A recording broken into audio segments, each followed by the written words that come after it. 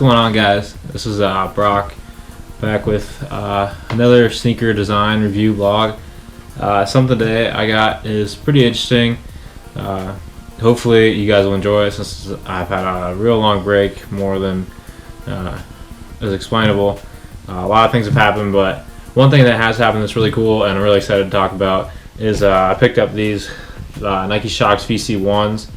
You guys have probably seen, if you guys watched my other videos, you've seen the Nike Shox VC 2 review. At the time I didn't have the VC 1, so this is something I got a couple months ago, and I'm pretty excited to talk about and kind of go over the little bit of history that I do know about it, because this isn't a shoe that I know a ton about, because it's not something that was really highly publicized like today's stories and design are the way they are today, with things like the Kyries and the LeBrons. Everybody knows the backstories behind those because of the way Nike markets to the consumers now. But back in 2001, 2002, 2003, when stuff like the VCs and even like the Adidas T-Max and stuff like that were coming out, they didn't really do that kind of stuff. So I don't know a whole lot about this, but from what I can tell, I'm pretty sure that Jason Petrie had at least a hand in designing these. Jason Petrie is the LeBron's designer now,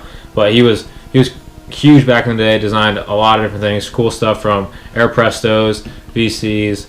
I can't even think of everything. But there's a million things out there that Jason Petrie designed. They're a crazy design. It's really cool. He's a fantastic designer, but these are probably one of my top favorites of his, even though I can't think of all of them. So how do I know that? On the tongue there's a little 5 little dots here, and I'm pretty sure, I know that Jason Petrie's kind of logo on shoes is those 5 little dots, and there's another one on the heel that runs up this heel counter piece, kind of in this nice little clear plastic. So another cool thing about these shoes is the one piece upper. It's pretty, besides like the toe cap here, I pretty much consider it one piece. I personally think it actually looked a little bit better with the toe cap, but I'm sure there's a reason, like the way Vince Carter jumped or cut or something. There was probably a little bit of reason for the extra little bit of support there, and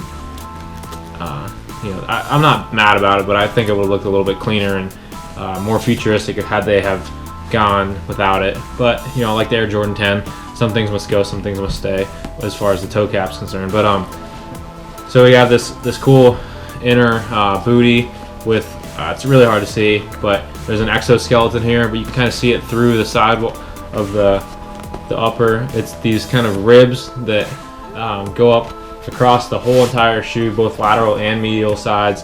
On the forefoot, they're a little bit more soft and not quite so rigid, but up towards the heel they get pretty stiff, and they're solid, almost solid. Like they feel almost like bone.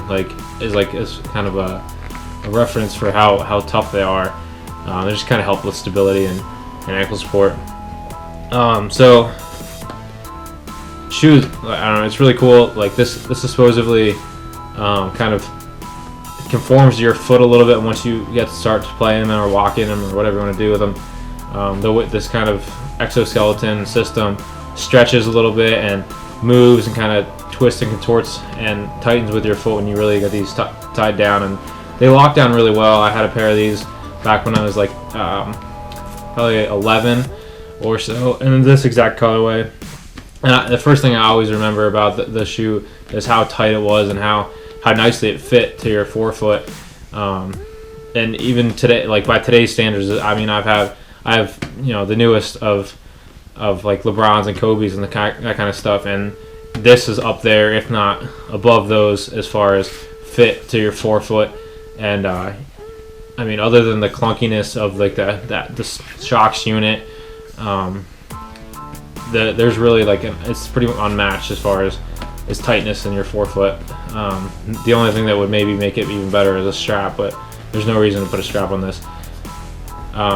So you guys can see how cool these shoes are to me. I told you a little bit before about the Nike Shox system, and this is kind of just a different way of approaching it. Very futuristic looking, very space age. Even today, almost 15 years after the shoe was originally released, they still look really futuristic. There's nothing on the market like it right now, and you know, it's really just a classic model as far as I'm concerned. Alright guys, so this pretty much wraps up the Nike Shox VC1 review. Kind of a couple key points again: the seamless upper, you know, the Shox system with the futuristic kind of shiny, almost like Nike skin with the exoskeleton on the internal, the lace system inside, and the zipper. Yeah, pretty much, it's a pretty simple shoe as far as design goes, but it's really classic to me.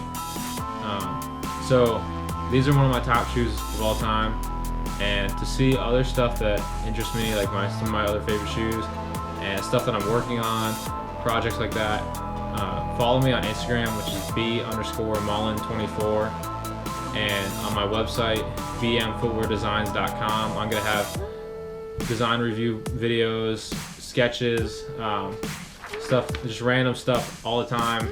Trying to keep it updated daily with stuff that's going on, and I'm working on trying to make this dream come true. So thanks again for supporting me, and I'll talk to you soon.